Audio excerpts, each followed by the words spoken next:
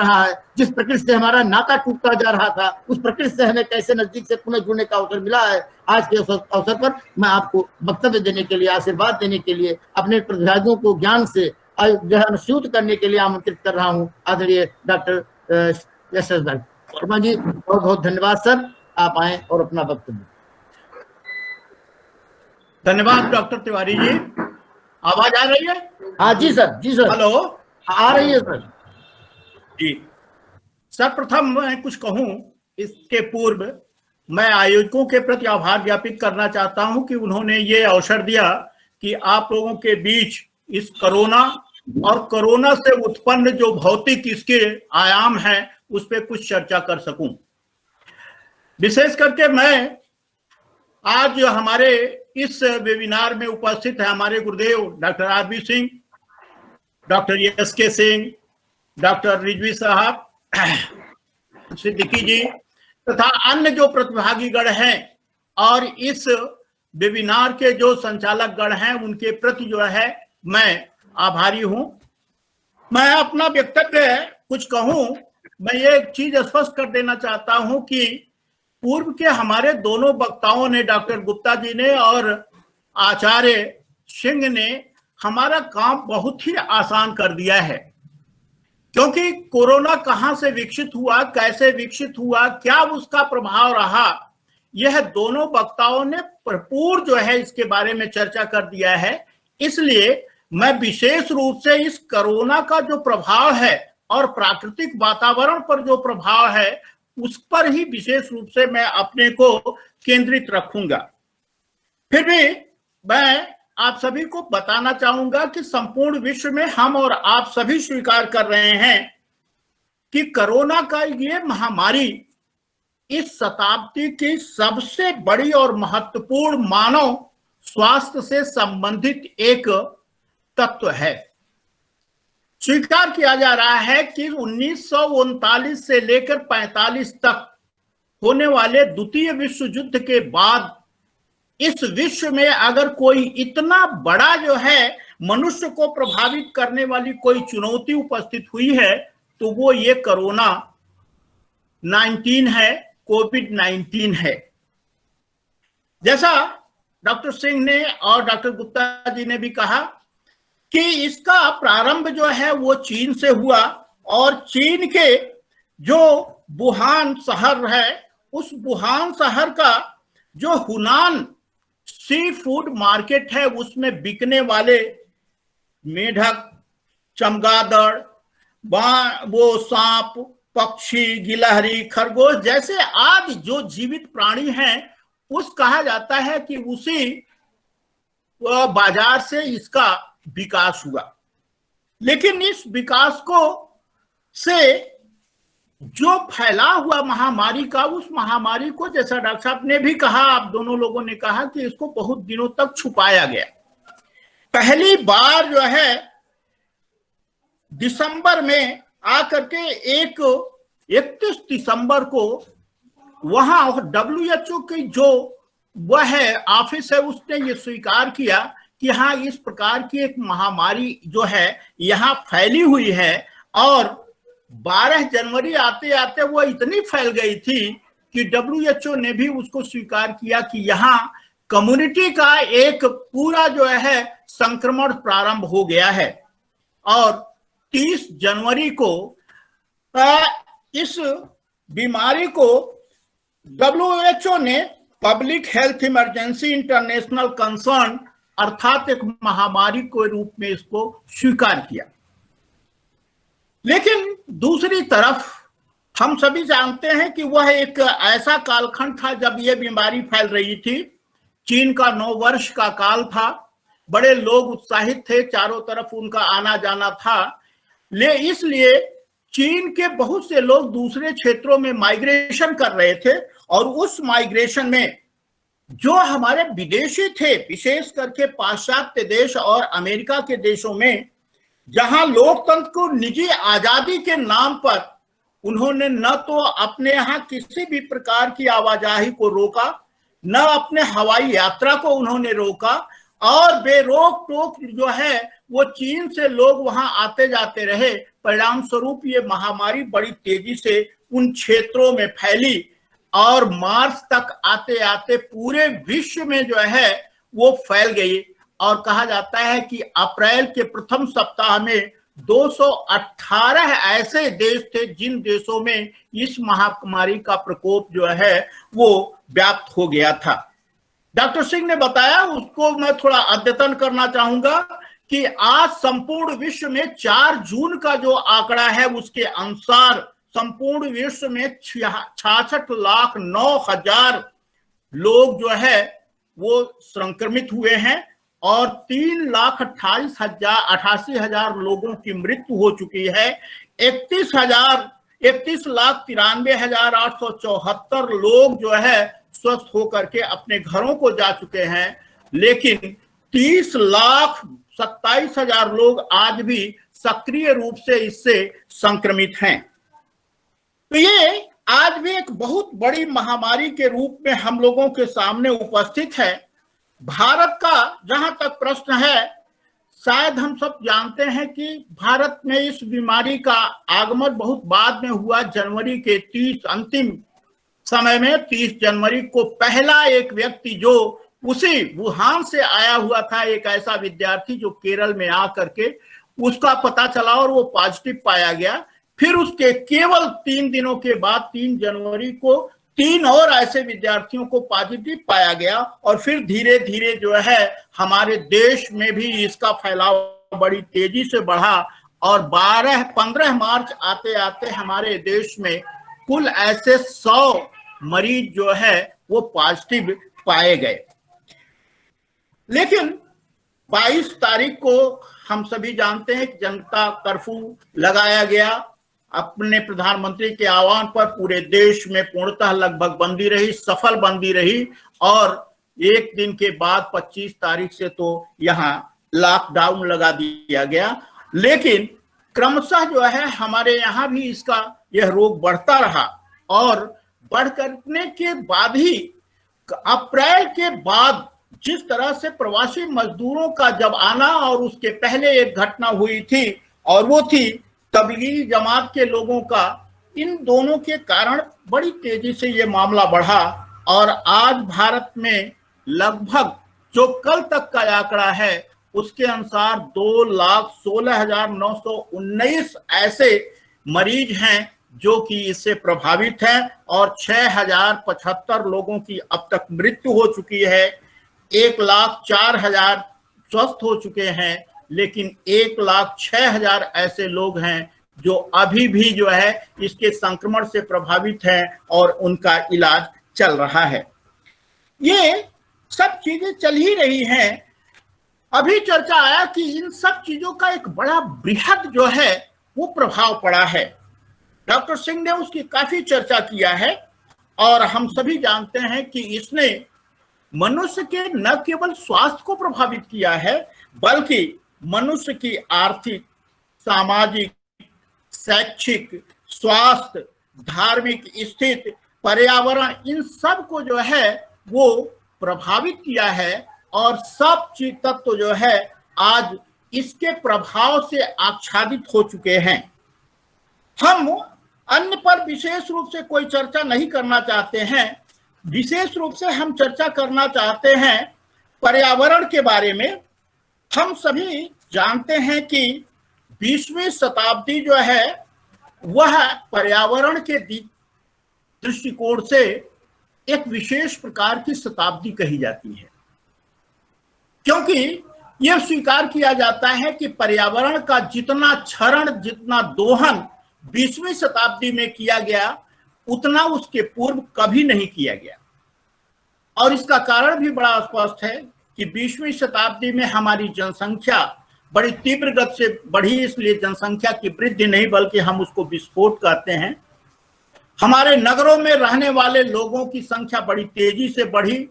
आंकड़े बताते हैं कि 1800 में जहां 3% लोग नगरों में रहते थे, वहां 20वीं शताब्दी के अंत तक आते आते 52 से 54% लोग जो है वो नगरों में रहने लगे।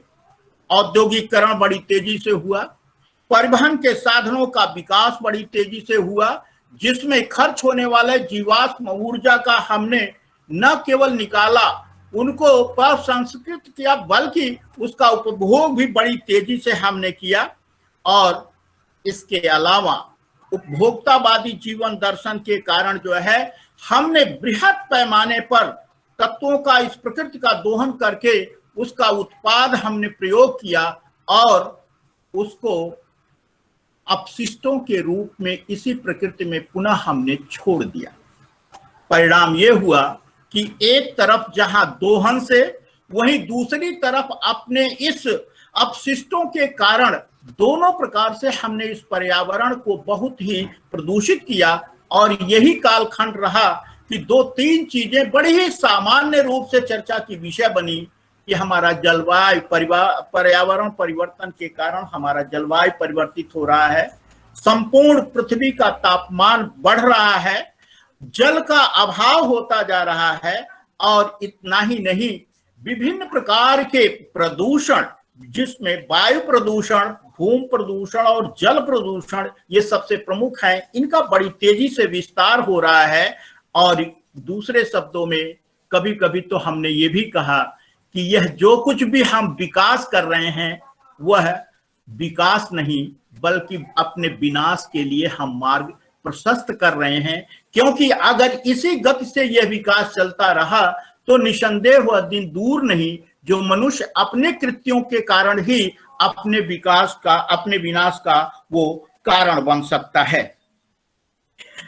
कोरोना काल में हम सभी को कुछ चीजें जो है पर्यावरण से संबंधित तथ्य बड़े उत्साहपूर्वक हम कोट कर रहे हैं, कह रहे हैं लोगों से।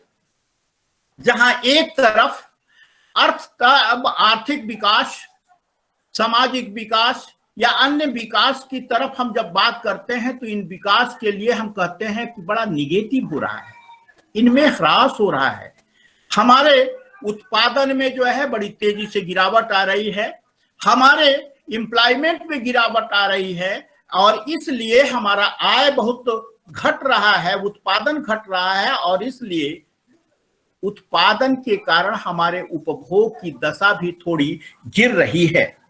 इन सभी चीजों के कारण जो है वो पर्यावरण, लेकिन दूसरी तरफ जब हम पर्यावरण की तरफ ध्यान देते हैं तो डॉक्टर अरविंद सिंह ने अभी कहा कि पर्यावरण को जब देखते हैं तो वास्तव में पर्यावरण जो है वो हमको कुछ हतोत्साहित नहीं करता, बल्कि ये उत्साहित करता है। क्योंकि पर्यावरण का जो तत्व था, बहुत से ऐसे उदाहरण आ रहे हैं कि पर्यावरण पहले की अपेक्षा अधिक साफ हुआ है, सुथरा हुआ है, अपने रहने लायक हुआ है, प्रदूषण कम हुआ है। ये सब तथ्य जो है वो बार बार कहे जा रहे हैं। इसलिए आज मैं कुछ आंकड़ों के साथ ये यहाँ प्रस्तुत करना चाहूंगा कि लॉकडाउन का जो लगभग 2-2.5 महीने का ये काल था, इस काल में हमारे उद्योग, खनन के सभी काम, वनों से पेड़ों की कटाई, संपूर्ण परिवहन अर्थात जल परिवहन हो या स्थल परिवहन हो या वायु परिवहन हो, सभी परिवहन जो है वो स्थगित थे। हमारे आर्थिक, सामाजिक, सांस्कृतिक और शैक्षणिक क्रियाकलाप भी जो है वो स्थगित थे। आवाजाही के जो है वो बहुत कम था, और इसका सीधा प्रभाव जो है हमारे पर्यावरण पर पड़ा है। पर्यावरण के जो मुख्य भौतिक तत्व हैं, जीव जंतु, पेड़ पौधे, जल जमीन, जंगल, जानवर, इन पर सभी पर कहा जा रहा है कि बड़ा सकारात्मक प्रभाव पड़ा है। पहले की अपेक्षा इनकी स्थिति सुदृढ़ हुई है, अच्छी हुई है, और प्रदूषण की मात्रा जो है इसमें कम हुआ है।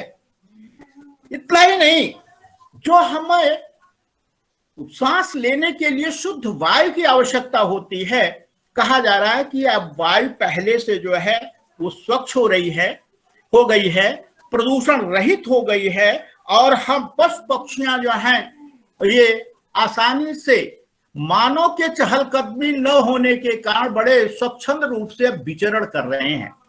डॉक्टर सिंह ने कहा कि बनारस में कुछ गंगा के जल में जो है इस तरह की अब मछलियां अब पाई गई हैं जो शायद पहले नहीं दिखती थी।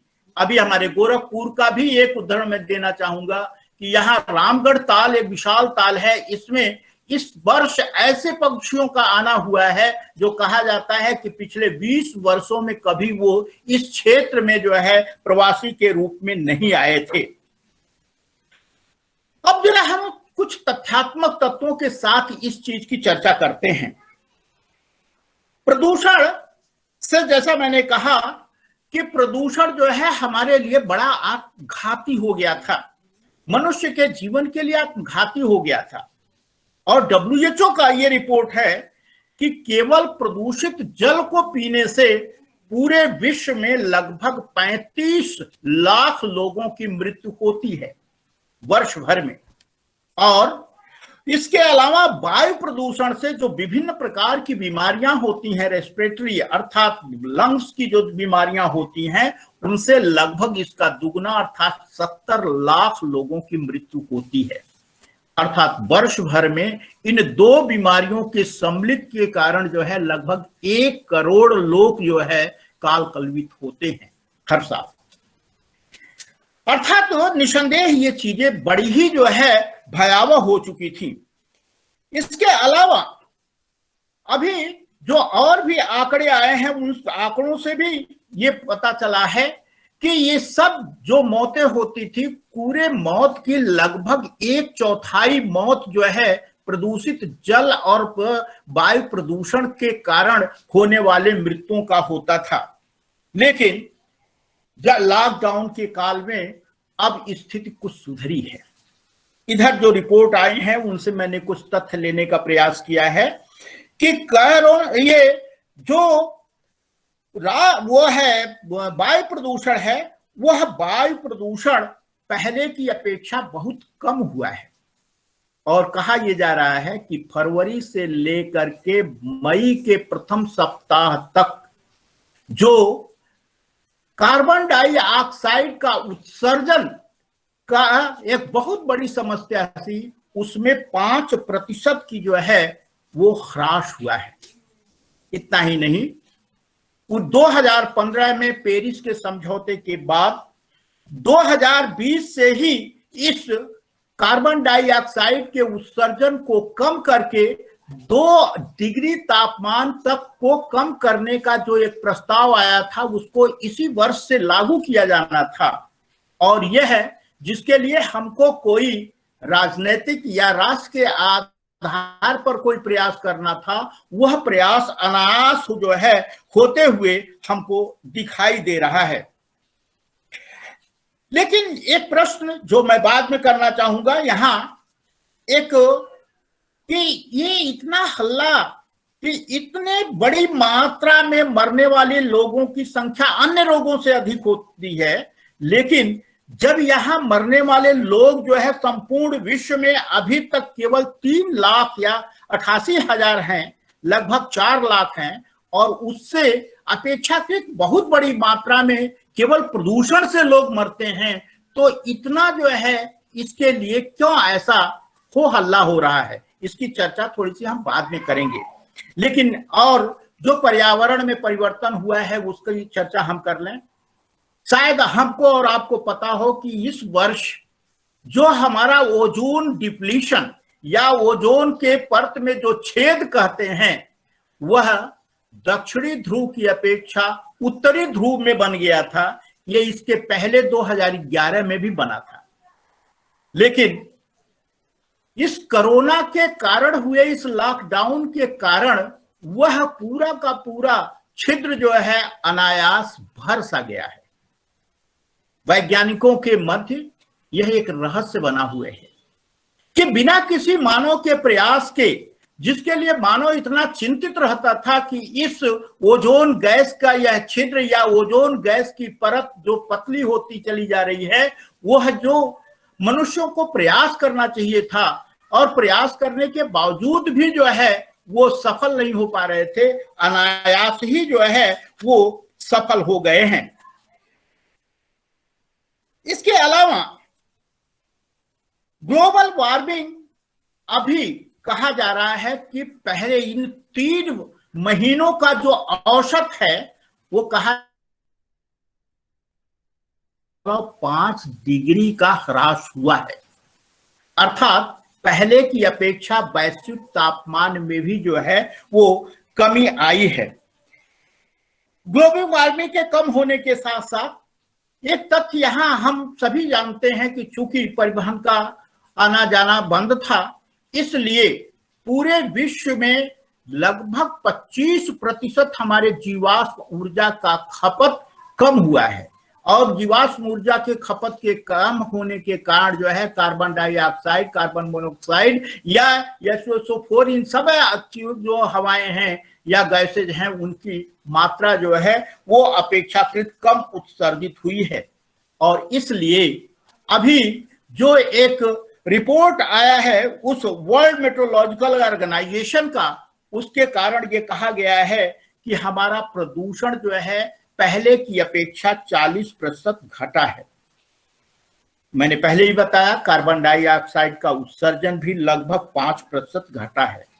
और कुल मिलाकर के अब ये कहा जा रहा है कि लगभग 100 वर्ष पूर्व जिस प्रकार का पर्यावरण हो गया है, जो वन का कटाव है वो भी कम हुआ है। मई माह में जो है कार्बन डाइऑक्साइड की जो सबसे अधिक मात्रा रहती है उसमें भी बहुत कम जो है वो हो पाया है वो। और इतना ही नहीं, एक सामान्य जो अभी रिपोर्ट आया है कि केवल भारत में एक दिन जो हमारा एक पब्लिक कर्फ्यू था, सामान्य जन द्वारा जनता कर्फ्यू लगाया गया था, उसमें भारत के जो विशालतम नगर हैं दिल्ली, बंगलौर, कलकत्ता, इनमें जो प्रदूषण का या हवा का जो गुणवत्ता का इंडेक्स है वह 2 अंकों में हो गया। अभी डॉक्टर गुप्ता ने बताया था कि लगभग वो 200 से ऊपर रहता था। इसका औसत 50 से 100 के बीच में सामान्यतः रहना चाहिए। और कहा जा रहा है केवल एक दिन के लॉकडाउन से जो है, जो स्वैच्छिक वो लॉकडाउन था, उससे जो है इन 5 बड़े महानगरों में यह घट करके जो है वो 2 अंकों में हो गया, लगभग 80 से 90 के बीच में हो गया। अपने आप में एक बहुत बड़ी ये चीज था। भारत में हम सभी ये जानते हैं कि अभी कहा गया कि गंगा का पानी जो है, बार बार ये रिपोर्ट आ रही है कि अब हरिद्वार में इतना स्वच्छ हो गया है कि अगर पूरे पेय के रूप में नहीं तो कम से कम पशु पक्षियों के पेय के लिए उसका उपयोग किया जा सकता है, मत्स्य पालन के लिए उपयोग किया जा सकता है, केवल छान करके उसको पीने के लिए जो है वो प्रयोग किया जा सकता है। बहुत से चित्र ऐसे प्रकाशित हुए कि दिल्ली में जमुना का जल भी काफी स्वस्थ हो गया है। इसके अलावा भारत में भी सभी परिवहन के बंद हो जाने के कारण 60% जो है वो जैव ऊर्जा या जीवाश्म ऊर्जा की खपत कम हुई है। और स्वाभाविक है कि इसके कम हो जाने के कारण कार्बन डाइऑक्साइड की मात्रा जो है पहले की अपेक्षा कम हो गई है। बार बार समाचार पत्रों में आ रहा है कि जालंधर, रुड़की और सहारनपुर जैसे लगभग 200 किलोमीटर से अधिक दूर धौलाधर की पहाड़ियां, बर्फीली वो पहाड़ियां जो हैं अब स्पष्ट नजर आने लगी हैं, जो पहले नजर नहीं आती थी। अर्थात पर्यावरण, वातावरण या वायुमंडल इतना स्वच्छ हो गया है कि अब दूर की चीजें हमारी बड़ी साफ दिखाई देने लगी हैं। यहाँ मैं गोरखपुर का रहने वाला हूँ, इसलिए यहाँ मैं कह सकता हूँ कि गोरखपुर से भी इसके उत्तर में हिमालय की चोटियां बड़ी साफ कभी हम लोग देख लिया करते थे शाम के समय, वो बिल्कुल दिखना बंद हो गई थी, लेकिन अब हम उन्हें आसानी से कभी कभार देख ले रहे हैं। इसलिए यह भी एक उसकी स्वच्छता का प्रभाव दिखाई देता है। अभी एक शोध छात्र ने हमारे यहाँ गोरखपुर के पर्यावरण पर थोड़ा शोध किया था। गोरखपुर में यहाँ के पर्यावरण की गुणवत्ता को, वायुमंडल की गुणवत्ता को नापने के लिए जो है उत्तर प्रदेश प्रदूषण बोर्ड के द्वारा 3 स्थानों पर, एक आवासीय क्षेत्र में, दूसरा वो बड़े घिरे हुए समूह या भीड़ भाड़ के क्षेत्रों में जो व्यवसायिक क्षेत्र हैं, और एक गीडा जो है गोरखपुर इंडस्ट्रियल डेवलपमेंट अर्थात एक औद्योगिक क्षेत्र में रोज जो है वो वहां के वायु का गुणवत्ता वो नापते हैं, जिसमें PM10, सल्फर डाइऑक्साइड और नाइट्रोजन की मात्रा को वो नापते हैं। उसके आधार पर अभी समाचार पत्रों में ये रिपोर्ट आया है, आज ही वो रिपोर्ट आई है कि यह सभी गुणवत्ता जो है वो हमारी सामान्य से भी नीचे हो गई थी लॉकडाउन के दौरान, लेकिन केवल 2 दिन के अंदर जो है इनकी मात्रा में बड़ी तेजी से वृद्धि हुई है। आंकड़े यहां हम लोगों के पास हैं कि PM10 जो है वो 40 जो वो आवासीय क्षेत्र में, 82 जो है बहुत भीड़ भाड़ के व्यवसायिक क्षेत्र में, और 85 जो है औद्योगिक क्षेत्र में ये इस समय हैं। लेकिन अब अभी केवल 2 दिनों के इस लॉकडाउन के खत्म होते ही जहां गीडा में अब 100 से ऊपर PM10 पहुंच गया है, वहीं अन्य जो सल्फर डाइऑक्साइड है और नाइट्रोजन है उसकी मात्रा भी बड़ी तेजी से बढ़ रही है। तात्पर्य कहने का यह है कि निसंदेह पर्यावरण को थोड़ा शुद्ध तो हुआ है, लेकिन क्या हम इसे सतत बनाए रखेंगे, यह एक बहुत बड़ा प्रश्न है। और मेरा उत्तर है कि यह कदापि संभव नहीं है, क्योंकि अब तो जो पीछे का बहुत कुछ हम खत्म कर चुके हैं, ऋणात्मक वृद्धि थी उसको भी भरपाई करने के लिए हम अब अपने उत्पादन या और आर्थिक क्रियाकलापों को बड़ी तेजी से चलाने वाले हैं। इसलिए यह कुछ पर्यावरण के संबंध में जो कुछ कहा जा रहा है यह अब और बड़ी तेजी से बढ़ने की इसमें उम्मीद है। इसलिए प्रश्न उठता है कि हम लोग करें क्या। इस पर्यावरण के क्षरण के लिए उत्तरदायी जो तत्व हैं उन तत्वों पर विशेष रूप से हमें ध्यान देना होगा। और जैसा मैंने कहा कि 3-4 चीजें बड़ी ज्यादा इसके लिए उत्तरदायी हैं, उनको किसी न किसी तरह से हमें कम करना होगा। जनसंख्या की बढ़ती हुई तीव्र वृद्धि दर, तीव्र नगरीकरण, विभिन्न प्रकार के खनिज जीवाश्म ऊर्जा का बड़ी तेजी से उपभोग, विभिन्न प्रकार के परिवहन के साधनों का जो है इतना तीव्र प्रयोग, ये सब अगर होगा ही तो निसंदेह जो कुछ भी लॉकडाउन के दौरान यह घटा हुआ था वह घटाव केवल कुछ ही दिनों में जो है फिर बड़ी तेजी से बढ़ने की स्थिति आएगी।